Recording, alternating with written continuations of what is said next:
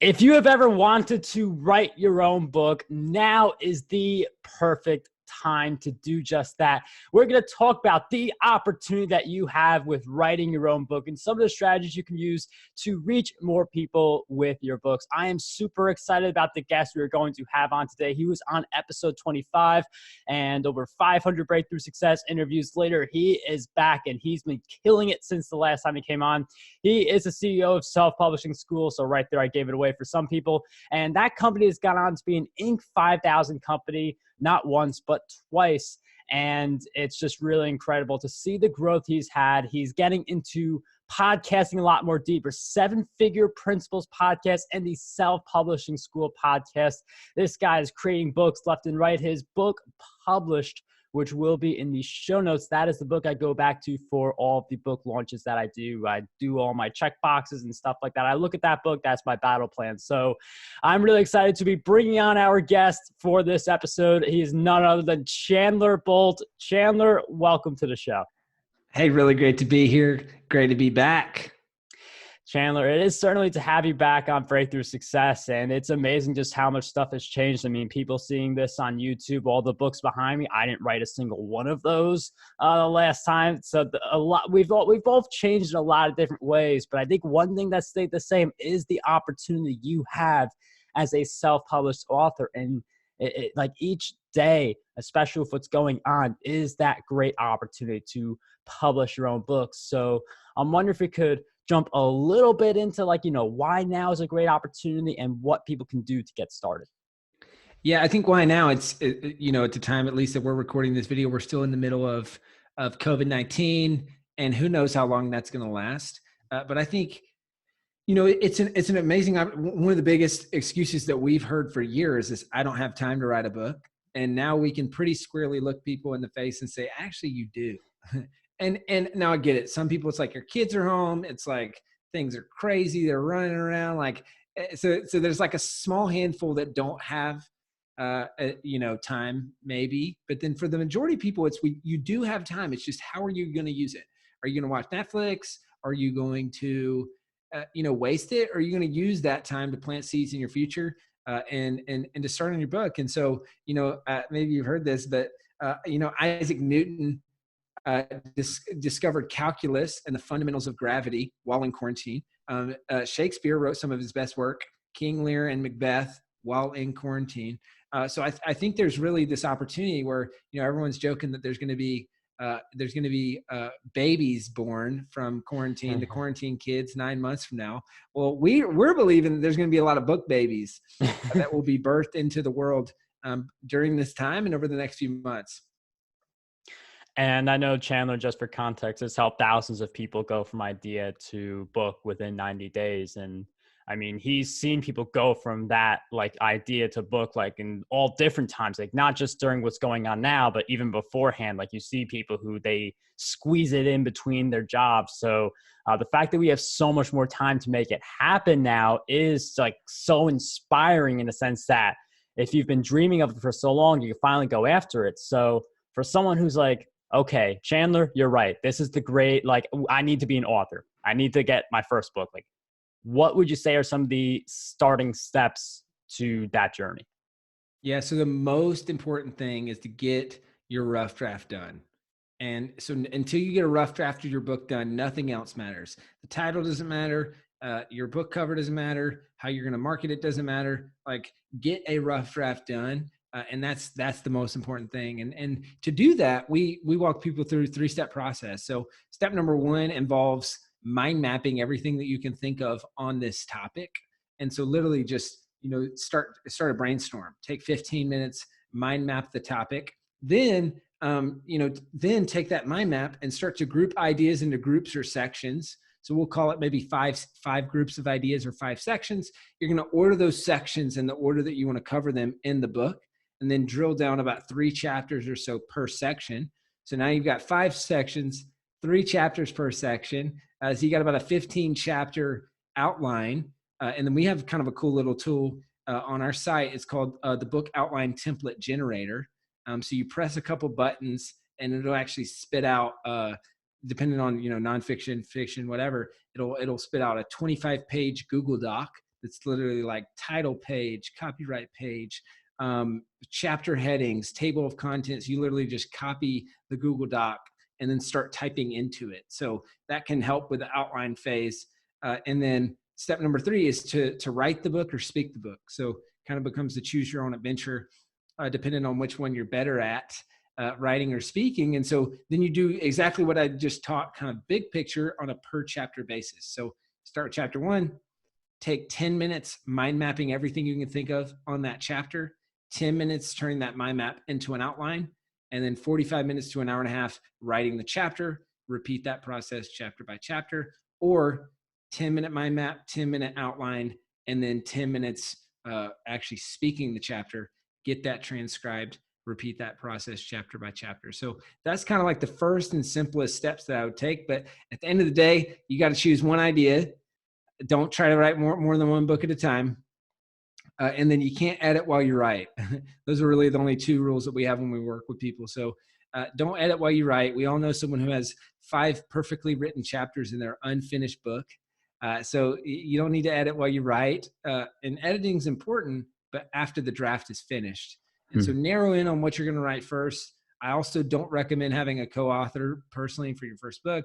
It's kind of like trying to paint a painting and having 2 hands on the paintbrush. Like, if you can imagine how hard that would be, that's what working with a co-author is like.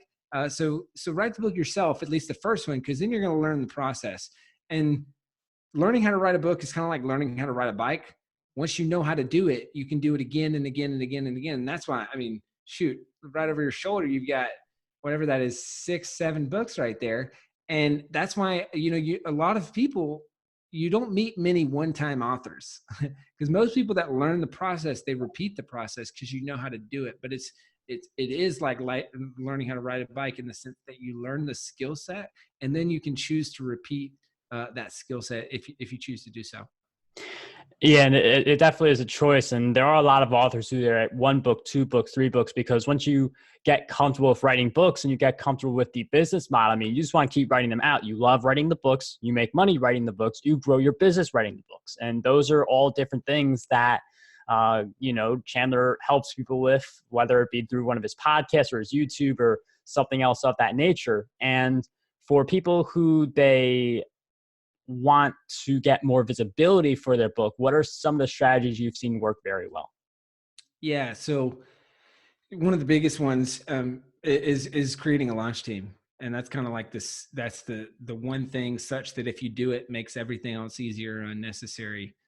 And so launch team is a small group of people who support you or the topic of your book. So this could be 5 people, 15 people, 50 people. And really, they're going to read the book ahead of time, leave a review on day 1. That's by far the most important thing, because now all of a sudden you have 5, 15, 50 reviews. And then they support the book launch. So it's like having an army of people going out into battle on behalf of your book. And then the flip side is they get a free digital copy ahead of time. I like to put their name in the book. People love that as being part of the launch team. And they get to see how you launch this book. New York Times study says that 81% of people want to write a book. We know that less than 1% actually do. So a lot of people are terrified of the concept of getting people to help you promote, but they actually, in a lot of cases, enjoy it and enjoy supporting you, and maybe even secretly deep down inside, they want to write a book too. And so they can kind of live vicariously through you. And who knows, maybe you'll give them the courage to try it themselves in that process. But that's launch team. That's, far and away the number one thing that I recommend. I mean, that's, I mentioned in the intro, publishes the book I go back to when I want to do a book launch, and the having that book launch team, that's definitely something that's covered in there.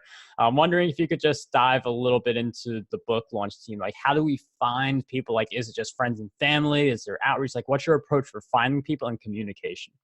Yeah, great question. So it depends on who do you know that supports you or supports your topic, right? So it might be friends, it might be customers, it might be coworkers, colleagues, it might be, I think I already said family, but it takes a lot of asking, and I'll ask on social media, and I just make it super simple. Is who would be willing to support my book? It's coming out of in a few weeks. Who's interested in joining my launch team? comment below and I can send you the info or something like that. So you make it a little bit of a micro commitment. And then you're gathering a list of people who are going to support that. And so it just takes a lot of asks, which most people are uncomfortable with, but you got to get comfortable being uncomfortable. And so it takes some asks of others, and then just kind of more methodical approach. So for us, we run it in a Facebook group, and then I'll give them an assignment per week for 2 to 3, 4 weeks leading up to the book launch. And one week it might be reach out to PR, and the launch team helps get PR. The next week it might be read the book, and that's it. And then obviously the most important thing in the through line is leave a review on day one. Reviews just weigh so highly in Amazon's algorithms, and they're getting, as I'm sure you know, Mark, they're getting pickier and pickier about reviews and pulling them down and blocking. I mean, it's kind of crazy. I think their review process in the early days just had no integrity because there were no checks and balances. So they are overcorrecting currently, and I think they'll pull back a little bit. It's kind of like when Facebook started banning ad accounts like crazy back in the day because it was just the wild, wild west. But I think Amazon realized that their review system just lacked integrity, and there were no parameters. Like, you could just game it, and a lot of people were, and so people didn't trust it, and that's why Goodreads was created, and then Amazon bought Goodreads, and so I mean now they own Goodreads, and they're also improving the integrity of their review system as a whole.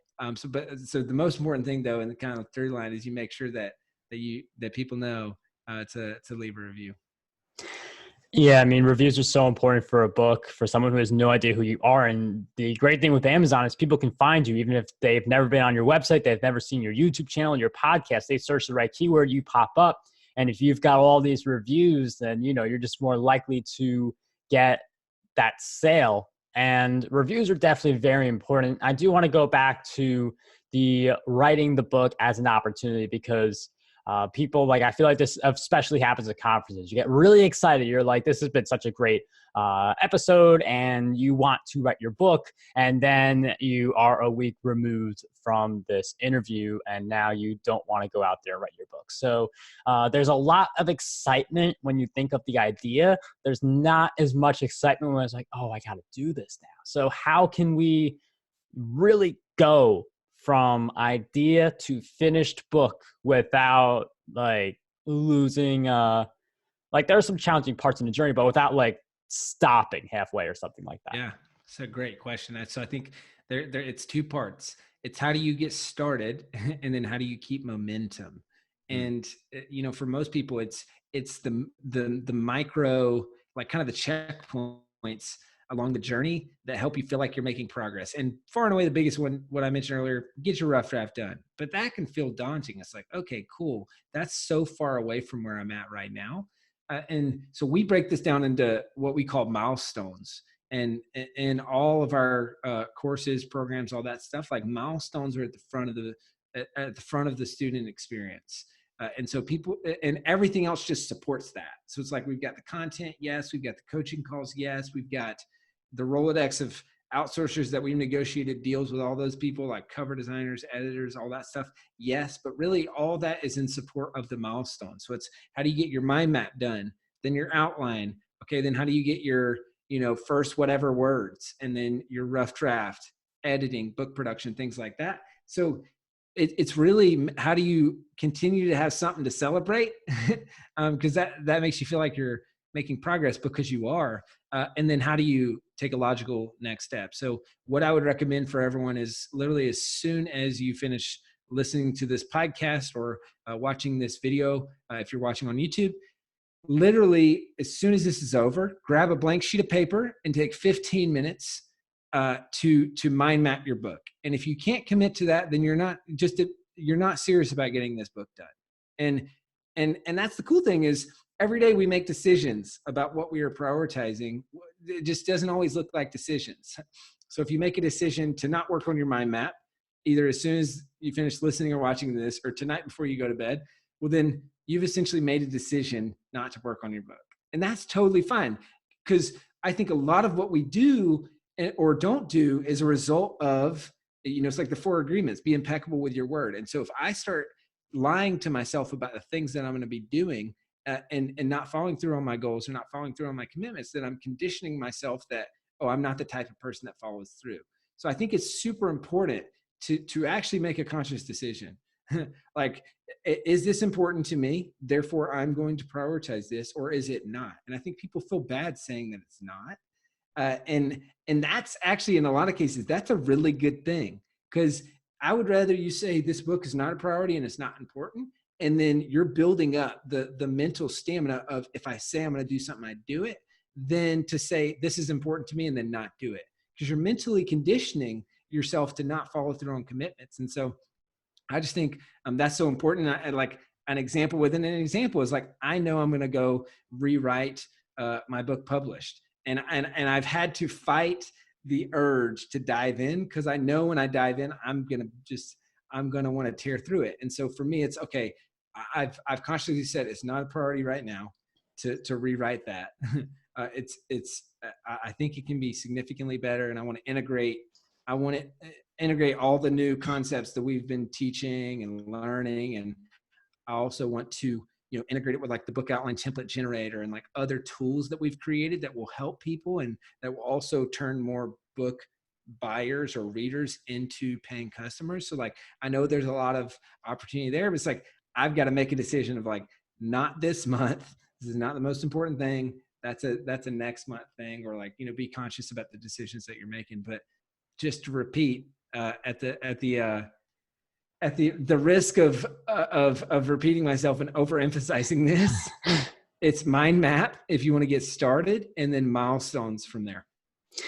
And I mean, 15 minutes, that's not too much to ask for. Even if you feel like 5 minutes, it may not be a complete mind map, but it is something that like, at least you took that first step. I think once you take the first step, it's definitely a lot easier. And I think the issue with why people don't write books, it's not entirely like lazy. It's not like people just like don't feel like doing it. Because there's a lot of stuff I mentioned about Chandler in the intro: 2 podcasts, self-publishing school, Inc. 5000 company twice. If you go on Chandler's Facebook, you see how he's interacting with everyone on the self-publishing school team and continuing to grow that. So there's like, for a lot of people, there's work that goes beyond the book, and like Chandler's YouTube also, and my YouTube. So for someone who like, they have a full-fledged business and they don't like, they need that to keep growing and focus on that, but they also want to do the book, how would you suggest squeezing it in? Yeah, there's kind of 2 paths. Are you going to chip away at it 30 minutes a day in the morning as the first thing that you do when you wake up, or are you going to buckle down and try to get a rough draft done in a weekend, and either speak it or write it? But I know for me, with one of my first books, we wrote the draft in a week, and it was, I didn't have someone like, giving me the full process. I definitely had a mentor who was amazing that gave me like, hey, here's the cliff notes of what you should do. And then I just kind of trial and errored it. But I would really say like, those are the 2 paths, and you got to decide, is this important or is this not? I mean, I think there's a lot of great reasons. A book will drive more leads, sales, and referrals for your business. Like, that's what it comes down to. And you're going to integrate it into what you're doing. To more leads, that means more people who hear about you because of your book. More sales, that's a higher percentage of every appointment that you have. So whether it's whatever you call the sales mechanism in your business, whether it's a sales call, whether it's an estimate, an evaluation, whatever, you're going to convert more of those folks into paying customers by having a book and by integrating the book into the sales process. And then number 3, referrals. You give 2 books to every prospect and new customer, one for them and one to give to a friend. So now all of a sudden they know, as you say, hey, I'm going to give you these 2 copies of a book. My book, most books don't come with strings attached. This one does. You read one of them and then give the other one to a friend that struggles with XYZ. So for example, for me, it's like, hey, I'll give you 2 copies of my book published, you just got to give one to someone who who wants to write a book, right? And so now you're enabling your existing customers, or even prospects, or even people who don't decide to do business with you, are now becoming referrers. Instead of handing them a business card, which newsflash, they're going to throw away that business card Yeah. probably within 24 hours. But you give them a book, and maybe you're like me, in the sense that my parents taught me not to waste. So you feel bad throwing away a book. Like if I look, right past my computer, I've got a bunch of books that people have given me at conferences, and students that come up and have published their book, and I still have them. Like, I feel bad to throw them away, and it really is. It's a $3 or $4 business card, and so this is like a long answer of both. Okay, yeah, you're going to use a book to get more leads, sales, and referrals, and so then through that lens, you just have to decide: is this a priority for me? Is this something that I should be working on right now? And if it is, then you got to get the rough draft done as fast as possible. And I can't overemphasize that. So whether that's waking up early, and I know that's a lot of people end up doing that, and it's the best time to make progress on your book. So 30 minutes every morning, or say, hey, I'm going to sacrifice one weekend and I'm going to try to get a draft done. And I love how Chandler gives both options. I feel like there are people who can relate to, just 30 minutes a day, chip away at it each day. There are other people who they can't really commit to that. So you just pick 2 days, you write all the content of your book. People have different lengths of a book. I go for 20,000 words. I don't know what Chandler goes for. Like, do you go for a specific word count, or is it when you feel like it's complete? I think we should address that really quickly. Yeah, oh, for sure. It's just actually funny. One of our most popular blog posts is, I think it's like how many words in a book, and we go all the different genres and stuff. For me, it's 15 to 40,000 words. And I think published, somebody asked me this the other day, and I don't know actually how many words is in published. I want to say it's like 42,000 or so. I like to write past the word count and then ruthlessly trim. But really, I don't have a word count goal usually. It's like you said, say what needs to be said. And it's kind of like I learned this from Neville Medora back in the day through his copywriting course, and it always stuck with me. It's like about copywriting, and so he said, "How do you know if it's too long, too short, whatever?" And he said, "Good copy," and I think this applies. It's like a good book is like a woman's skirt. It's long enough to cover the essentials and short enough to keep it interesting. And so I think that really is true, is that you need to cover the essentials and keep it interesting. And so don't write just to write. And we've all read that book. That's like, man, after chapter 2, I got the point. Why did you blab on for 15 more chapters? Like, you could have just summed it up. So cover the essentials, keep it interesting. Yeah, I love how Chandler gave a really wide word count range. I mean, if you feel like 15,000 words, you've covered your topic, you're not as interested in the work, and you feel like any extra word wouldn't be as interesting, stop. If you feel like you've got to hit 40,000 words, do it. So a big part of it is knowing, just write it to the way that you enjoy and make sure everything that you want to say gets said. And it is, I know, within the book content that you do get the clients, you get the leads, you get the sales. And I'm wondering, how do we write our book, with the same thought of using it as a way to convert people? Yeah.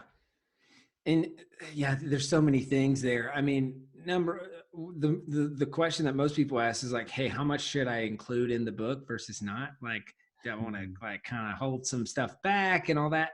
My philosophy is give away all of your best stuff for free, and people will pay you to tell it to them again. Right? It's like, give away all of your best stuff, and people will read it, and they realize, like my book published, they'll read it and they say, this is amazing, and I need more help. And I need help implementing this. And then they book a call with my team and they sign up for self-publishing school. And so, first off, don't hold back and add as much value as humanly possible in that book. And then align the message of the book with what you do. And I know that probably sounds self-explanatory or just like, duh, of course you're going to do that. But a lot of people mess that up. And so in the same sense that, if I were, like I have a podcast now, or multiple podcasts, and then I'm doing podcast interviews. Well, I try to align the podcast interview with what I'm knowledgeable on, which also relates to self-publishing school. So it's like, we're talking about book stuff right now. People are interested in this. They like this. Like, it's very easy. Logical next step is like, check out the Self-Publishing School podcast, check out Self-Publishing School. It's like align what you're talking about with what you help people with, and then have very clear call to actions throughout the book. Obviously, you've read published, so you see it's like, okay, here's the mind map piece. All right, download our mind map on the site. Here's our book marketing checklist. Here's our, like all those things throughout the process is you're aligning it to next steps. And then what I do specifically that works really, really well is give away video and audio in the beginning of the book. And so video and audio works really well. I give away the audio book that has inherent value. So automatically people think, oh my gosh, this is $15, $20. Chandler's giving this to me for free. Love that guy. Our relationship's off to a good start, right? And then the video, that's a webinar. So that leads to them becoming a customer. And the last thing I'll say on that is, since it's in the beginning of the book, when people click the look inside and actually preview the book, they can see the audiobook is given away for free, and they can download the audiobook without even buying the book. Now, most people see that. And so we're just literally funneling hundreds, thousands of leads off of Amazon all the time. And people see that and they think Chandler's an idiot. He doesn't know that I can get my, the audiobook for free without even buying the book. And I had a customer email or message me the other day, and someone because I tell this story and I say, this probably like this happens to me. And someone had reached out to them and told them this. And they screenshotted it and sent it to me and said, it's working. Because the same thing happened. But of course I know that. And for me, the lead is worth way more than the $3 I would have, instead of paying for leads like I would everywhere else, Facebook ads, all that, I'm getting paid to get leads. Or I'm getting free leads if they don't buy anything. So like it's either way, it's a win-win. And we're turning browsers or readers into subscribers and into paying customers. Yeah, and I mean, that shit goes to the idea that a book is such a great opportunity right now. I mean, it's always been because you're able to get leads, you use that first page, you take people through a journey. I mean, that's a great way to build a ton of trust. And Chandler does this very well in his book Published, which again will be in the show notes. But it's this theme that writing a book has always been a great opportunity, but now is the time to really go out there, put your book out there, and maybe even write book number 2, book number 3. I know Chandler has guided thousands of people to go from idea to published books. So I think if you're looking for some guidance, you definitely want to go to Chandler. So for people who don't know, where do we go? Yeah. So the best place is going to be, we've got a kind of a pillar post on the Self-Publishing School site. It's all about how to write a book. And so it's our how to write a book post. You'll get, the book outline template generator that I mentioned earlier, that's there. I think you can find a free copy of my book published there, or it's on the site.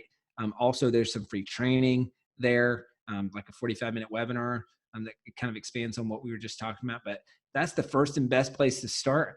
We've also got some amazing resources on the selfpublishing.com site. That's another site that we own and publish a lot of helpful content. So we got tons of free content, Self-Publishing School podcast. I mean, there's a lot of really helpful resources if you're getting into this sort of thing.